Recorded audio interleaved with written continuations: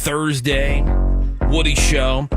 Greg Gorey's right there. Hi, Woody. We got Menace. What is up? Seabass, Sammy. I'm Woody. What are the trending news headlines today, Greg? Well, the big one is Gene Hackman and his wife, Betsy Arakawa, were found dead in their home in New Mexico. He was 95, his wife was 63, and we don't know how they died yet, but no foul play is suspected. I'm guessing it's carbon monoxide. That was my very first thought as well. They said no foul play. Everybody, including the dog, is dead. Including the dog. Yeah, that's got to be carbon monoxide. How do you not have Those detectors? Yeah. I mean, that's I don't know. just speculation at this point. Deputies went to their house for a welfare check yesterday afternoon, found them all dead, and they're still investigating what happened.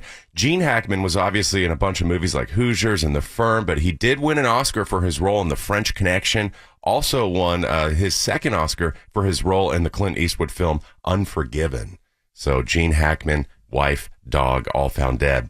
Also, Michelle Trachtenberg from Buffy the Vampire Slayer. She's one of those actresses, if you see her, you recognize her. She was also in Gossip Girl. She was found dead by her mother at her home in New York City yesterday morning, and she was only 39. Yeah, didn't she have some kind of, transplant recently? Yeah, liver. Yeah, recently liver had that transplant. liver transplant, which caused Gotta be what it is, complications right? with their liver and thyroid. Yeah, in the past year or two, she looked very frail.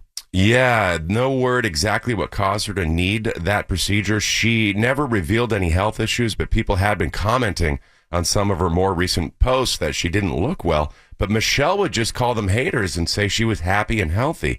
Her mom found her in bed yesterday morning, and her mom had seen her just the night before. She was out with friends last week as well. Yeah, that blows. That's so sad. So Michelle Trachtenberg, 39 years old.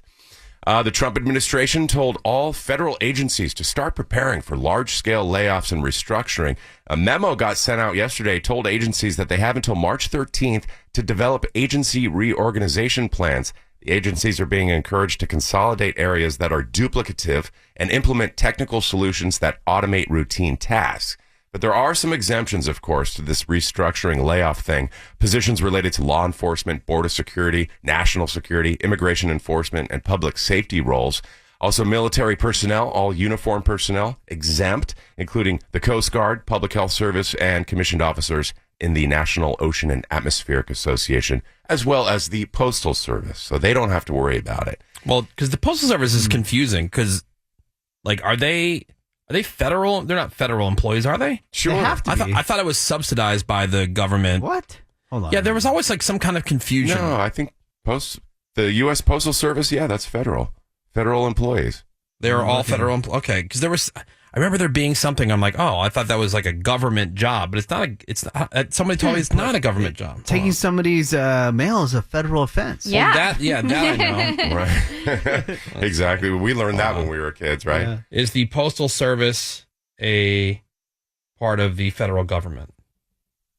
Let's see what it says. Oh, wait, it says it is an independent agency of the Thank you, executive yeah. branch of the United States federal government. But yeah, it's independent of, operates as self-sustaining entity, subject to congressional oversight in federal laws. Unlike most federal agencies, it generates its own revenue through the sale of postal services and products rather than relying on taxpayer funding. Oh, I see. So now I get the that's where difference. does that explain I knew there was why something to it. the corner of my mail is torn before it gets in the Right, mailbox? yeah. Just on the stuff that looks like it might be a credit card or a Yeah. check. Oh, Okay. weird. Yeah, weird. Now I'm getting.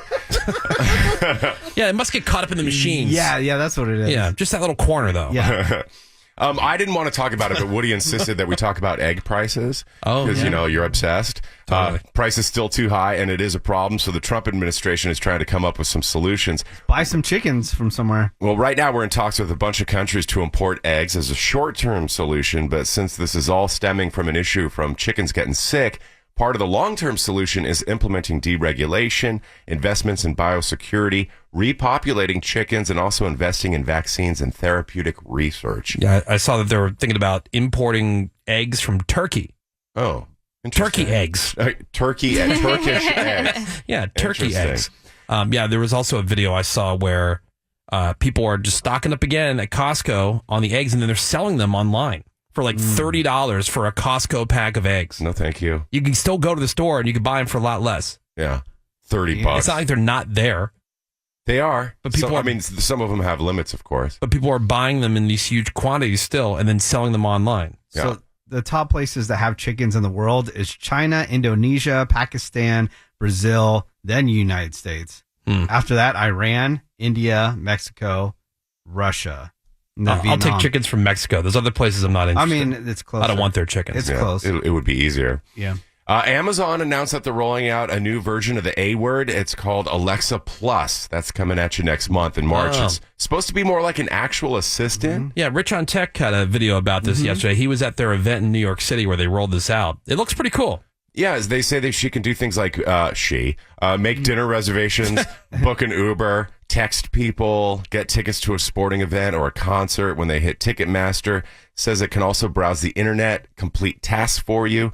One example they gave was getting an appliance fix. So Alexa Plus would find a repair place, set up the appointment, add it to your calendar, and it would do that all on its own. Yeah, that's cool. And you won't need to have like specific commands. Yeah. You just kind of speak to it. That's my dream. Just talk to it. Be like, oh yeah, make a reservation Friday night at Nobu such and or such a whatever. place. Yeah, and then it could work that out. And it says it's proactive, so it could tell you to leave early because traffic is bad because it knows your routine. Basically, it means everybody's about to get their own virtual assistant that can do a lot more stuff than just turn your lights on and off. Amazon says it feels like not interacting with tech, more like engaging with an insightful friend. And Prime members would get it for free. Everybody else would have to pay $20 a month. But Amazon Prime only costs $15 a month. Yeah. So I would why love not just do that? for the car too, because you think about so much stuff in the car. Mm-hmm. You're like, oh, I want to Google that, or I would like, oh, I'd love to make a reservation right now. Well, you can use your Amazon app to do that.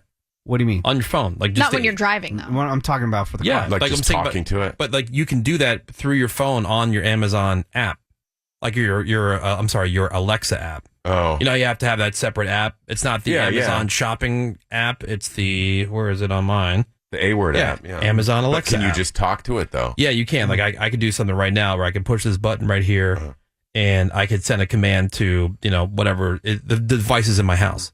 Right. But I think what Menace is saying is, what's the net worth of Kelly Ripa? You have it just talk to you in the car. Yeah, you can still. You could do that through the Amazon app. Oh, okay. That's my point.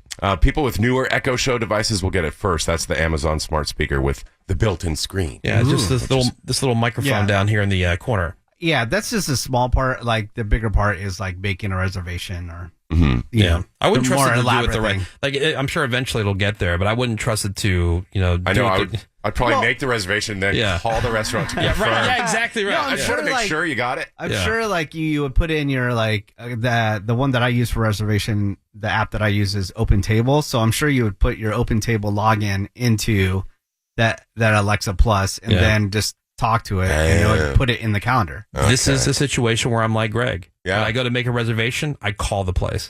Just to confirm. Yeah, like if I'm making a restaurant reservation, I call the place. Yeah. Why? Because I don't for whatever. For 100 years. I know. Well, it's something where I think there was a situation because I remember something being screwed up. I couldn't tell you exactly what it was. So I was like, you know what? Forget it. It's just easier to call. You can talk to them. You make sure, and then they send you the email anyway. Right. When I recently had to order all that catering stuff, I did it in person. Even though it said you can just do it online. Didn't Don't trust it. I Yeah. said, this is too important to get screwed up. I don't order pizzas and stuff online. What? No, I call the place. I Yeah, call so do restaurants I. to make orders too. Yeah. Yeah, because again, I know this one for a fact. It was a Domino's. We're like, oh, cool, you can do it online. We went online. We ordered the pizza. We're waiting 2 hours for this thing. Like, where the hell's this pizza? They didn't even have our order. We're like, forget it. What? Oh, yeah, we were when so I worked at pissed. Little Caesars, we did everything by hand, and I was messing that stuff up left and right. It was like, your name's Ryan? Oh, let me write down Iron as your name. Yeah, we don't have any pizzas for Ryan. I got one here for Iron. Aaron, is that you?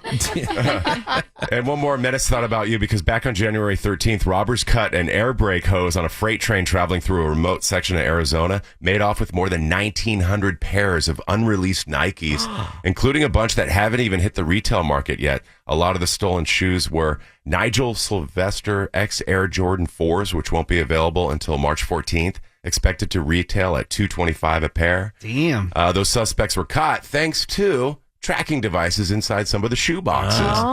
And they say there have been 10 of these heists in the past year. I was reading about it because not just Arizona, also in California. They wait for the train to get out in some rural area. Right. And then that's where they hit the train. So they think it might Train be heist, so like an old-timey. like an inside thing, but apparently it's a pretty elaborate thing. Yeah, Like, they- certainly very well organized, not just like a You know, oh, hey, you know what we should do? Like these Well, guys yeah, know. you can't just carry 1,900 boxes of Nikes off of you. With that said, I've kind of fallen off on Nike currently. Oh, really? I haven't bought a pair in a long time. And they also say on these trains, these cargo trains, they're not allowed to have armed security with them. Really? It's like Why? Maybe change that rule. Yeah. That'd be so fun to Very shoot strange. a robber while the train's going. While they're riding And then up he next falls to the off the train side in the on desert on and their he just- horse. He's on his horse. He's got his bandana over his face. And then one of them jumps onto the train. Yeah. They're fighting on top of one of the cars. Yeah. And it looks like he's almost going to fall off, but he hangs on by like a pinky. Yep. And then they're, oh my God, a tunnel. Duck. Yeah. That's what's going on, Wood. All right. Thank you very much, Greg Gorey.